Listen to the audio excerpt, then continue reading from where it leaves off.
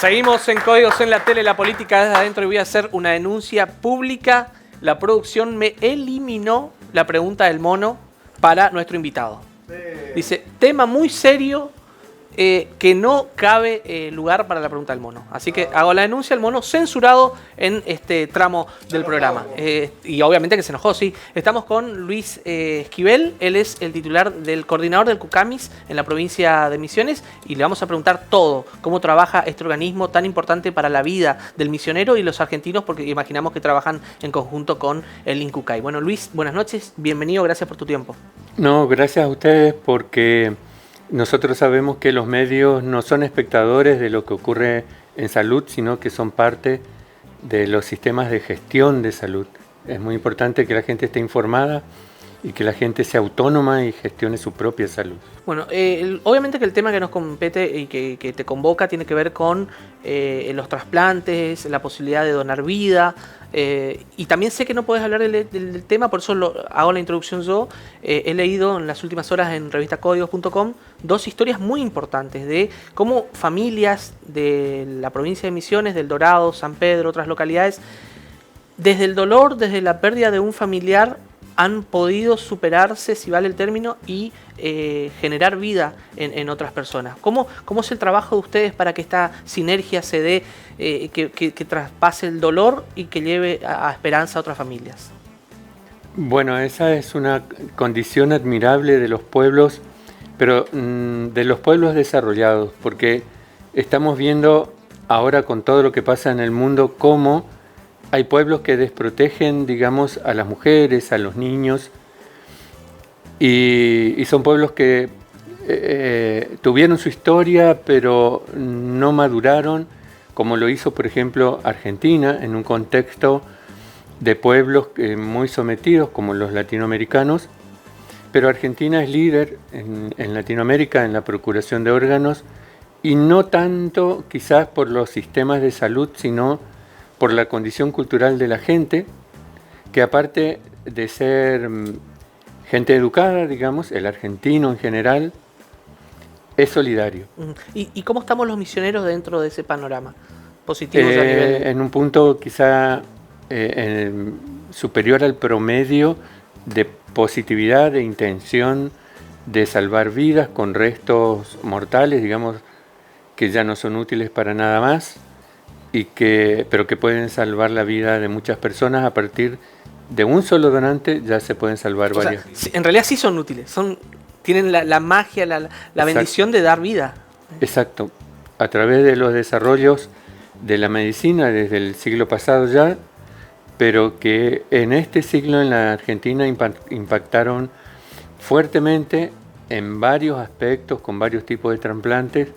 Actualmente la Argentina, como decíamos, es líder sobre la mayoría de los países latinoamericanos en la procuración de órganos para trasplante, y estamos muy bien conectados y posicionados con la posibilidad de donar células, o sea, médula ósea, y conectados con más de 100 países de todo el mundo para eso.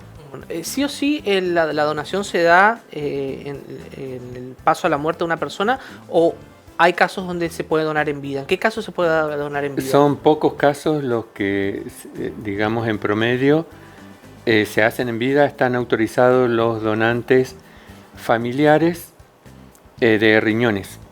Excepcionalmente, pero bajo supervisión de un juez, podría autorizarse la donación de parte del hígado, porque el hígado es único y no se puede donar entero. Los riñones sí, porque son dos, por supuesto, y los donantes vivos que donaron un riñón a un familiar pueden vivir tanto o más, incluso porque se cuidan más, que si no hubiesen donado. ¿Cómo es el proceso de la ablación, el traslado del órgano, que uno imagina debe tener sumo cuidado, hasta el trasplante? Bueno, es complejo, lleva muchas horas de trabajo, implica entre el trabajo de unas 100 a más de 200 personas en todo el país. Involucra no solo personal de salud, digamos médicos, enfermeras, paramédicos. A ver. Una persona fallece, dona sus órganos o sus familiares donan sus órganos. Me estás hablando que en la cadena entre la ablación, el traslado, trasplante, se involucran más de 200 personas. Afirmativo. Ese es uno de los factores que desmitifica ese preconcepto de que puede ser una actividad que se pueda mantener oculta o por alguna trampa o que permita el tráfico. Es tan complejo que si no interviene toda esa cantidad de personas, el órgano no serviría o porque no es compatible o porque no hay bases de datos para ver si es compatible o para ser trasladado en tiempo y forma con todo el dispositivo que involucra. O sea, es prácticamente imposible que haya tráfico, por lo menos en la Argentina, en todo el tiempo en que existe Incucay. Nunca hubo un caso de tráfico o sospecha de tráfico. Esa historia de precisamente la traffic blanca siempre fue un mito, es parte de los miedos que a lo mejor todos tenemos y que hay quienes se preocupan en desmitificar y no. Y entre esos mitos está la primera parte a tu pregunta, porque cuando comienza una donación tiene que comenzar, en el caso de órganos, en una persona que falleció ya, pero con sus órganos sostenidos en terapia intensiva. Es decir, una persona que fallece en un accidente de tránsito, en la ruta, por ejemplo, no puede ser donante de órganos. Eso justo te iba a preguntar, ¿quiénes pueden ser donantes y quiénes no? De órganos, solamente personas que fallecen en una terapia intensiva, pero sus órganos continúan mantenidos por algunas horas. O sea, es horrible hablar de esto, pero también a la vez estamos hablando de vida, ¿no? La persona fallece en un accidente de tránsito en la ruta, no puede ser donante. Ahora, no, el que puede tiene el donar accidente, tejido, sí. el que tiene el accidente, pero fallece ya en el hospital contenido por el sistema sanitario. Ese sí. Exacto. O sea, el otro mito es que gente que dice no seas donante porque te van a dejar morir para sacarte los órganos. Dejar morir significa que ya tus órganos no sirven, o sea, no tiene sentido. A esos órganos hay que cuidarlos tanto o más como si uno fuera a vivir. Se cuida los órganos con la esperanza de que viva la persona y bueno, cuando se determina que ya no vive por métodos instrumentales, entonces recién se lo declara fallecido. La hora de fallecimiento es esa en que se hace el diagnóstico y mientras tanto los órganos se mantienen también por métodos médicos, digamos, durante unas pocas horas, porque el órgano sin el control cerebral ya tiene pocas horas de sobrevida, hasta que puede ser implantado, pero con ese órgano todavía vital. O sea que esos órganos que van a salvar vidas necesitan de mucho cuidado. No se puede abandonar a una persona para que sea donante, al contrario. ¿Cómo es la relación, Luis, en cuanto a lista de espera que tenemos los misioneros y donantes? ¿Qué porcentaje de misioneros somos donantes? ¿Qué número de lista de espera tenemos? Bueno, en realidad no son equiparables porque mucha gente manifiesta su voluntad de ser donante y puede después llegar a hacerlo o no, digamos, ¿no? Según las circunstancias.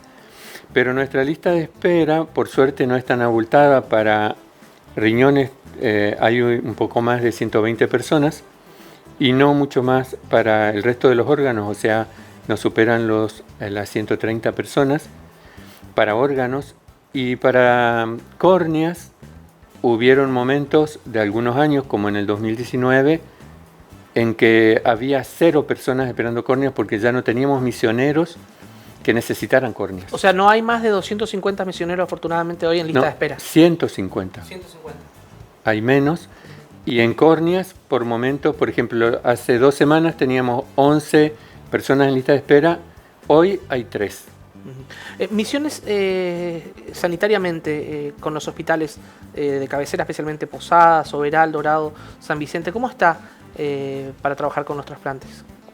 Bueno, en misiones para trasplante renal hay un equipo en un sanatorio privado y uno en el Hospital Madariaga para trasplante renal. Y para córneas hay 3 equipos privados y también uno en el Hospital Madariaga. Y ahora se está trabajando En el hospital de pediatría es un proceso lento que requiere de inversiones y de mucha preparación, pero para que el trasplante pediátrico renal se pueda hacer también en pediatría. Y en cuanto a ablaciones, sí, hay varios hospitales y justo estamos en un mes en que varios cirujanos de toda la provincia están queriendo introducirse a la actividad. Digamos que estamos bien. Siempre se puede mejorar. Siempre se puede mejorar y hay mucho para trabajar, pero en la provincia se logró en los últimos 10 años. En eso debemos reconocer a quien ocupaba el puesto que hoy me toca, el doctor Richard Malán, quizá lo escucharon nombrar en años anteriores. Bueno, él supo conducir procesos para, por ejemplo, que en el Hospital Madariaga se pueda instalar un equipo muy bien preparado de profesionales con artefactos, por así decirlo, tecnologías de alta complejidad para hacer médula ósea, para hacer córneas, o sea, trasplantar córneas. ¿Cómo es el trámite para ser donante? Yo, por ejemplo, manifesté mi decisión de ser donante con la libretita verde todavía. Ahora tengo el documento que todos tienen, el digital, no sé si estoy en el sistema o no. Primero, ¿cómo es el trámite? Y después, ¿cómo te asegurás que estás en el sistema?